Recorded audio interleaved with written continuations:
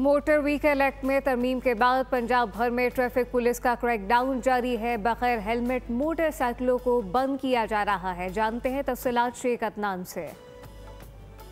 जी, मैं इस टाइम मौजूद हूँ विहाड़ी डीएसपी ट्रैफिक के पास। अगर बात की जाए हुकूमत पंजाब की तरफ से जो चलानों का सिलसिला जारी है, इसमें बात करेंगे तफसीलन डीएसपी साहब से, उनसे जानेंगे कि ये चलान कितने किए हैं और क्या इनकी एसओपीज है और क्या इनके मामला। मोटर व्हीकल आर्डीनेंस 1965 में जो अमेंडमेंट हुई है, नई तरमीम आई है, उस हवाले से तमाम जो फाइन्स हैं वो रिवाइज हो चुके हैं।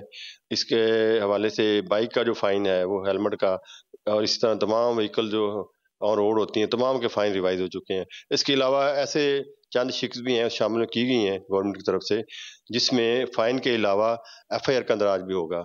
तो इस हवाले से मेरी शहरियों से गुजारिश है कि जो बाइक राइडर हैं वो हेलमेट का इस्तेमाल करें और जो कम उम्र बच्चे हैं उनके वालिदैन से गुजारिश है कि वो बच्चों को बाइक ना दें। जैसे कि डीएसपी साहब तफसीलन ट्रैफिक के रूल्स के हवाले से बता रहे थे और इनका ये भी कहना कि शहरियों को उन्होंने रिक्वेस्ट भी की है कि आप भी सेफ हो और हमें भी सेफ करें।